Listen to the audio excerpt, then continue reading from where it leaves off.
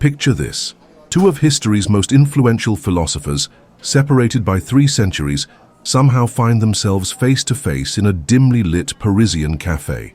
The year could be any year, the place could be anywhere, but the ideas they're about to clash over will shake the very foundation of how we understand human existence. René Descartes, the 17th century father of modern philosophy, sits across from Maurice Merleau-Ponty, the 20th century phenomenologist who dared to challenge everything Descartes believed about the human condition. The question that hangs in the air between them is as old as consciousness itself. Is our physical body a prison that traps our true essence, our mind and soul? Or is it actually the very source of all meaning, the gateway through which we understand reality itself? Descartes adjusts his collar, his pale hands folded neatly on the wooden table. His eyes, sharp and calculating, reflect a mind that has spent decades trying to separate the pure realm of thought from the messy, unreliable world of physical sensation. Across from him, Merleau-Ponty leans back in his chair, unconsciously flexing his fingers, as if feeling the texture of the moment itself. His presence seems more grounded, more aware of the weight of his body in space, the way the cafe's warmth touches his skin. "René," Merleau-Ponty begins, his voice carrying the weight of centuries of philosophical evolution, "I've been thinking about your famous declaration, 'I think, therefore I am.'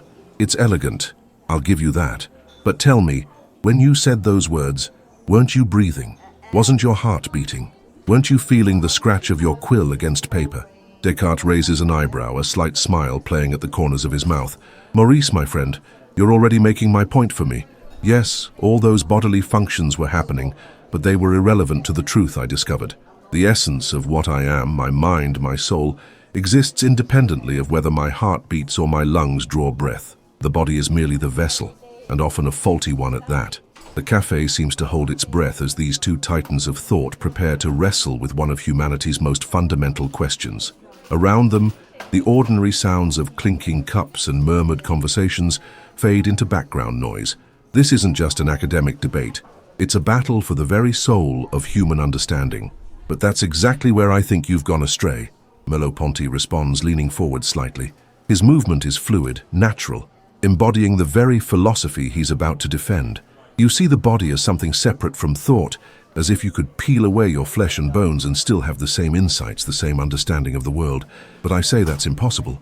Your thoughts, your very capacity to think, emerge from your embodied experience of being in the world. Descartes shakes his head, his expression growing more serious. "You're confusing the tools with the craftsman, Maurice. Yes, I use my body to interact with the world, just as I might use a hammer to build a house.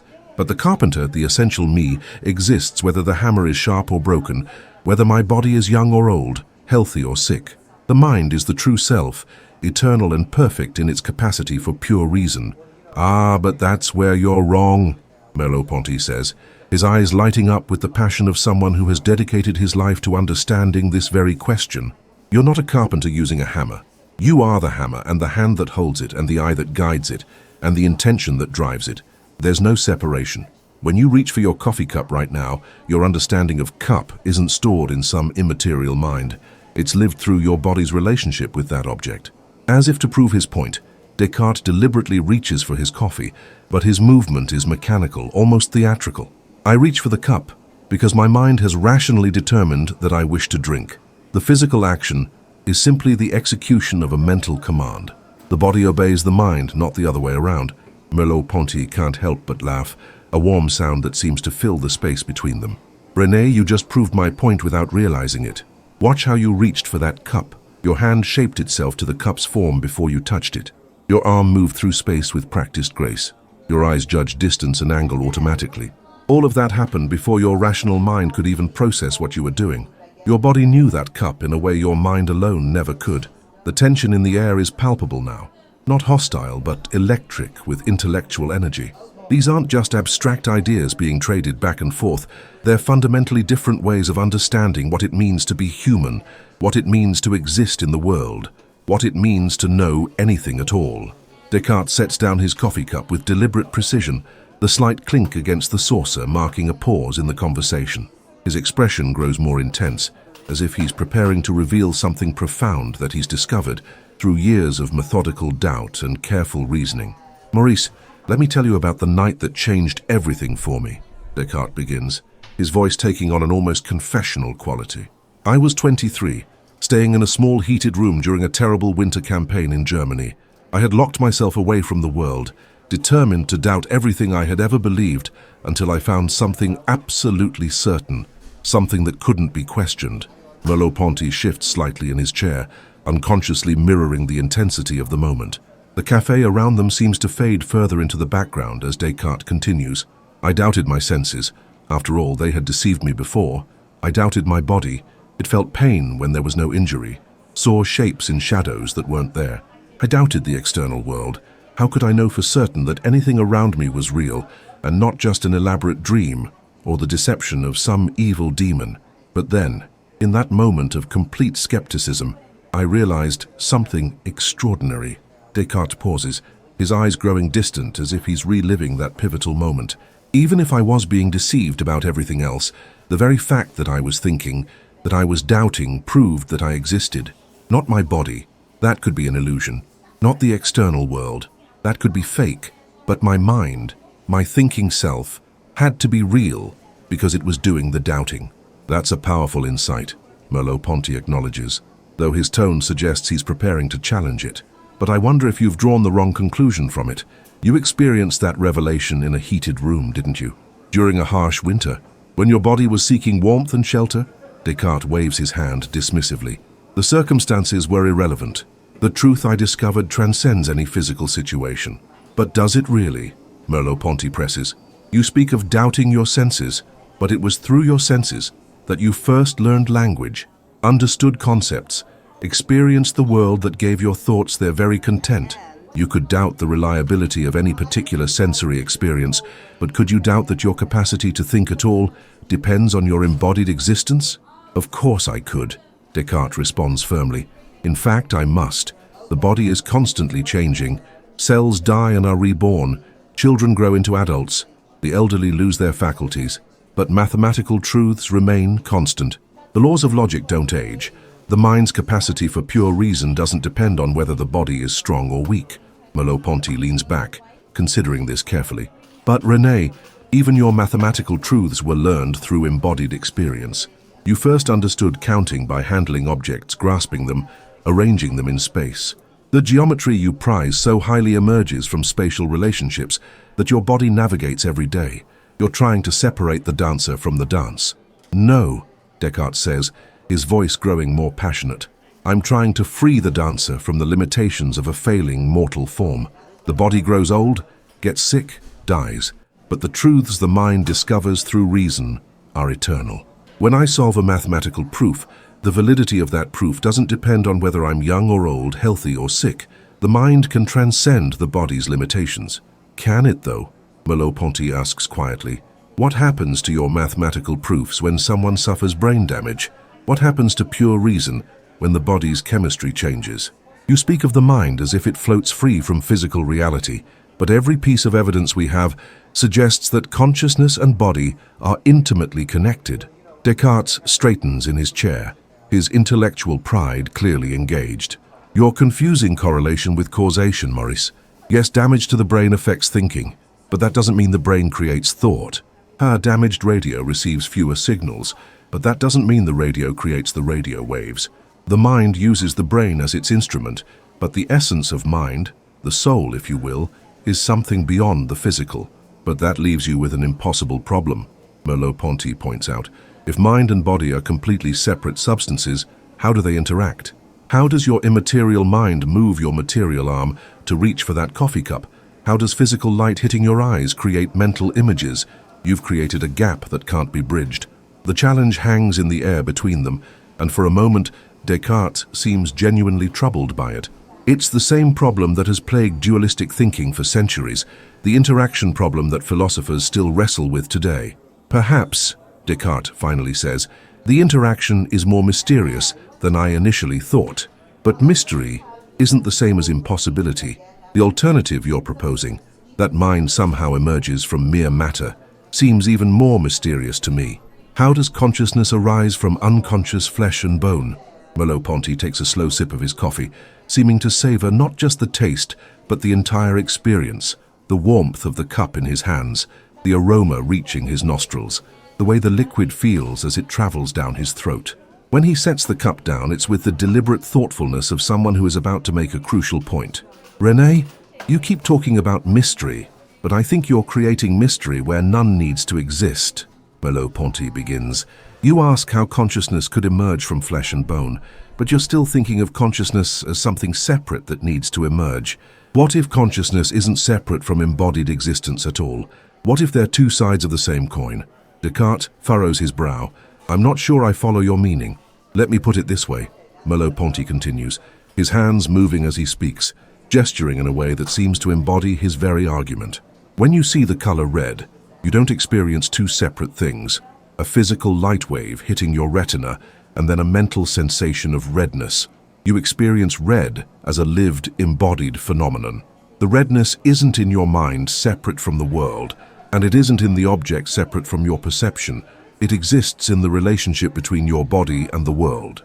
But surely you must admit that the experience of red is qualitatively different from the light wave itself. Descartes argues, there's something about the subjective experience that can't be reduced to mere physics. Absolutely, Merleau-Ponty agrees, surprising Descartes with his ready agreement. But that doesn't mean we need to postulate a separate mental realm. The irreducible nature of experience comes from the fact that you are an embodied being actively engaged with the world, not a disembodied mind observing from the outside. Merleau-Ponty stands up from his chair and begins to pace slowly, his movement fluid and natural. Think about how you navigate this cafe. You don't consciously calculate distances and angles. You don't run geometric proofs in your head to determine where to place your feet. Your body knows this space through lived experience.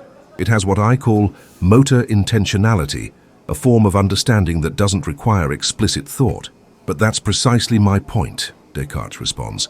Those are merely automatic functions like breathing or digestion. They're not real knowledge in the way that mathematical understanding is real knowledge. Merleau-Ponty stops pacing and turns to face Descartes directly. That's where you're profoundly wrong, my friend.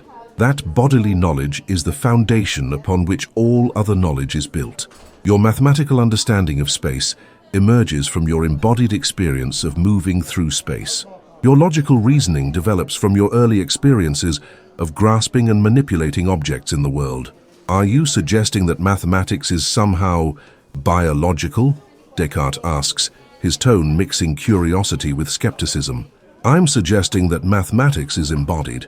Merleau-Ponty clarifies, take your beloved geometry. The concept of a straight line doesn't come from some platonic realm of perfect forms. It emerges from your embodied experience of reaching directly toward objects, of the way your eyes track along edges, of the kinesthetic sense of drawing a line.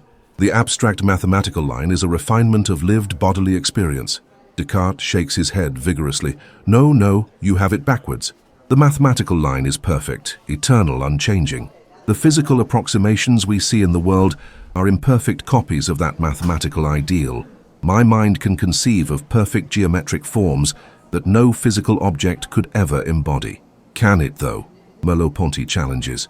When you think of a perfect circle, aren't you drawing on memories of circular objects you've encountered? When you imagine a perfectly straight line, isn't that imagination shaped by your experience of things that approach straightness? Your supposedly pure mathematical thinking is shot through with embodied experience. The debate is reaching a crescendo of intensity. Both philosophers are leaning forward now, their intellectual passion fully engaged. Around them, the cafe seems to pulse with the energy of their disagreement. Even if I grant that mathematical concepts might be influenced by physical experience, Descartes says, that doesn't mean they're reducible to it. The mind's capacity to recognize mathematical truth, to see that 2 + 2 = 4, transcends any particular physical instance of counting. But how do you explain the fact that different cultures have developed different mathematical systems? Merleau-Ponty counters. If mathematical truth were truly universal and independent of embodied experience, wouldn't all human cultures have arrived at identical mathematical concepts? Descartes pauses, clearly weighing this challenge. Different cultures may use different symbols or methods, but the underlying logical relationships they discover are the same. 2 + 2 = 4, whether you're counting on your fingers, using an abacus, or working with abstract symbols. But notice what you just said. Merleau-Ponty pounces. Counting on your fingers. Even in your defense of abstract mathematics, you immediately reference bodily experience. The number 10 as a base for mathematical systems isn't a coincidence. It reflects the fact that humans typically have 10 fingers. Our mathematics is embodied mathematics, whether we acknowledge it or not. The afternoon light streaming through the cafe windows has shifted, casting longer shadows across the table where these two intellectual giants continue their philosophical wrestling match. Descartes traces abstract patterns on the wooden surface with his finger, as if trying to draw pure geometric forms in the grain of the wood itself. Maurice, let me approach this from a different angle, Descartes says, his voice taking on the tone of someone preparing to reveal a crucial insight. You speak of perception as if it gives us direct access to reality, but consider how often our senses deceive us. A stick appears bent in water. Distant objects look smaller than they are. We see faces in clouds where no faces exist. If the body is truly the source of meaning, as you claim, then how do we account for these systematic errors? Merleau-Ponty settles back into his chair, a knowing smile crossing his face. René, you're still thinking like a scientist from the 17th century, trying to measure lived experience against some hypothetical objective reality. But that's precisely the mistake I'm trying to point out. You say the stick appears bent in water, as if that's an error. But from the perspective of embodied perception, that's exactly how a stick should look in water, given the physics of light refraction and the structure of human vision. But surely you're not saying that the stick actually is bent, Descartes challenges. I'm saying that bent and straight are categories that only make sense within the context of embodied perception, Merleau-Ponty responds. The stick has different properties when it's in air versus water, and our visual system accurately reports those differences. You're looking for some God's eye view of absolute truth, but we're human beings with human bodies, and our knowledge of the world necessarily comes through those bodies. Descartes leans back, clearly frustrated. But without some standard of objective truth, how do we distinguish between accurate perception and hallucination? How do we separate reality from illusion? Through the coordinated activity of all our senses, through movement, through interaction with others, Merleau-Ponty explains. When I see something strange, I don't retreat into pure thought to determine if it's real. I reach out to touch it. I move around to see it from different angles. I ask others what they see. Truth emerges from the full engagement of my embodied being with the world, not from the isolated activity of a disembodied mind. But that just pushes the problem back a step, Descartes argues. How do you know that your touch is more reliable than your vision? How do you know that others aren't suffering from the same illusions you are? Without some anchor point of certainty, like the undoubtable fact of thinking existence, we're lost in a sea of relativism. Merleau-Ponty stands again, this time moving to the window where the afternoon light illuminates his face. You're looking for the wrong kind of certainty, René. You want mathematical certainty in a world that's fundamentally ambiguous and open-ended. But that ambiguity isn't a problem to be solved. It's the very condition that makes meaning possible. How can uncertainty be the foundation of meaning? Descartes asks, genuinely puzzled. Because meaning emerges from the interaction between a living body and a world that's never fully determinate, Merleau-Ponty explains, gesturing toward the street scene visible through the window. Look at how people move out there. They're not following predetermined paths calculated by rational minds.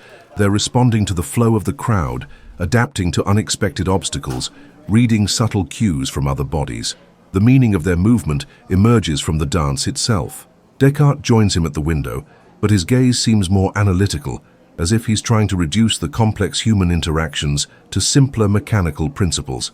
I see people following basic rules: avoid collisions, move toward destinations, respond to traffic signals. It's all quite rational when you break it down into components. But you can't break it down without losing what makes it meaningful, Merleau-Ponty insists. Watch that couple walking together. They're not calculating optimal distances and speeds. They're attuned to each other's rhythm, unconsciously matching their pace, responding to subtle shifts in posture and direction. Their bodies are in conversation in a way that transcends explicit communication. Are you suggesting that bodies can think? Descartes asks, his tone mixing amusement with skepticism. I'm suggesting that thinking is something bodies do, Merleau-Ponty responds. Not just brains, but whole bodies engaged with the world. When you're deeply absorbed in playing a musical instrument, are you thinking about each finger movement? When you're completely focused on a physical task, where does the boundary lie between mind and body? Descartes considers this carefully. I would say that in those moments, The mind has trained the body so well that conscious thought is no longer necessary. It's like a skilled craftsman who no longer needs to think about basic techniques. Aristide Merleau-Ponty suggests it's like a false distinction finally breaking down. Maybe what you call mind-training body is actually the development of more sophisticated forms of embodied intelligence. Maybe the musician's fingers know the music in a way that pure thought never could. As the afternoon wanes, the conversation takes on a more somber tone. The weight of their philosophical differences seems to press down on both men as they confront the ultimate test of their competing worldviews, the question of human mortality. Descartes sits quietly for a moment, his fingers drumming against the table in a rhythm that seems to echo his internal thought processes. When he finally speaks, his voice carries a gravity that hasn't been present in their earlier exchanges. Maurice, all of your talk about embodied consciousness and bodily meaning leads to a rather troubling conclusion, doesn't it? Descartes begins. If consciousness truly emerges from and depends upon the physical body, then when the body dies, consciousness simply ends. There's no continuation, no immortal soul, no hope for anything beyond this brief physical existence. Merleau-Ponty meets his gaze directly, not flinching from the implications of his philosophy. I won't lie to you, René. That is indeed what my understanding suggests. But I wonder if the fear of death is driving your need to separate mind from body, rather than genuine philosophical insight. Fear. Descartes bristles slightly. I prefer to call it rational hope based on careful analysis. If the mind is truly distinct from the body, then there's no logical reason why it couldn't survive bodily death. The soul, being immaterial, wouldn't be subject to physical decay. But that hope comes at a tremendous cost, Merleau-Ponty points out. In trying to guarantee immortality for the soul, you've cut it off from everything that makes life meaningful. Your disembodied mind couldn't see a sunset, couldn't feel the touch of a loved one, couldn't taste food or hear music. What kind of existence would that be? Descartes leans forward, his intellectual passion reigniting.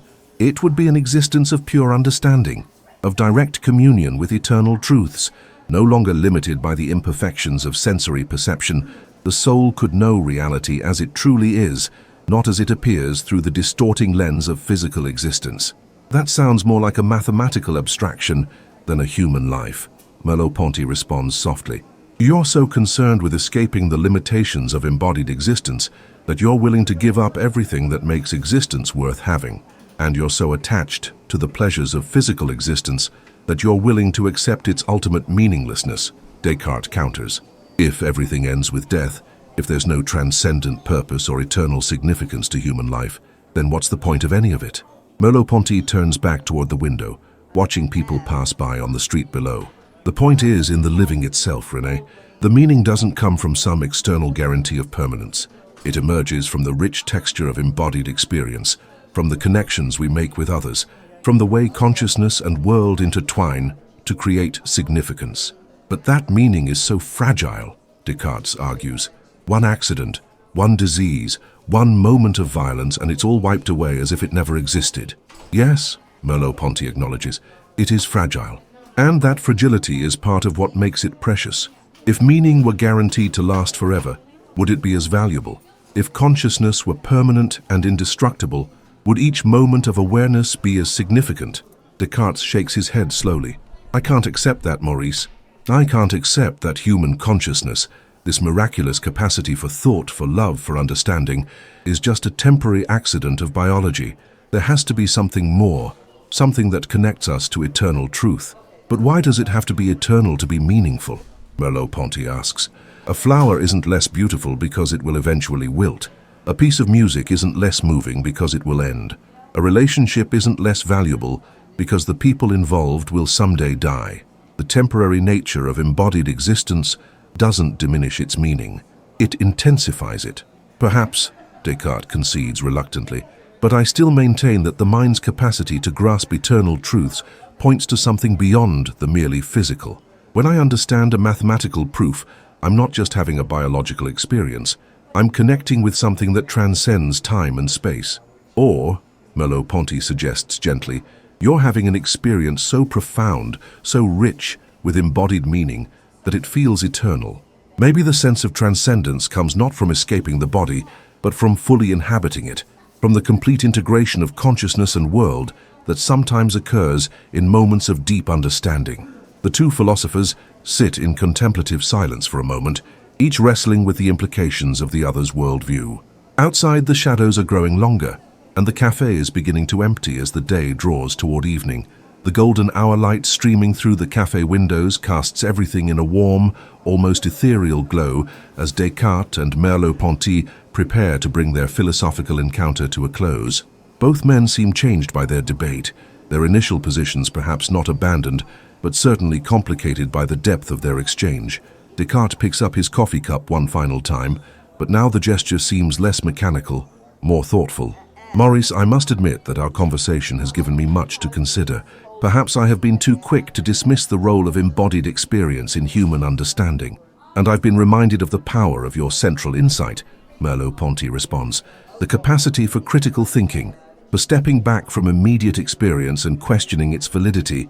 That is indeed something remarkable about human consciousness. But we still fundamentally disagree about what that consciousness is and where it comes from, Descartes observes. Yes, we do, Merleau-Ponty agrees. You see consciousness as something that happens to transcend the physical world, while I see it as something that emerges from our deep engagement with that world. You want to preserve the possibility of meaning by locating it beyond the body, while I want to find meaning by fully embracing our embodied nature. Descartes nods thoughtfully. Perhaps the question isn't which of us is right, but what the implications are of seeing human existence through these different lenses. That's a generous way to put it, Merleau-Ponty says with a slight smile.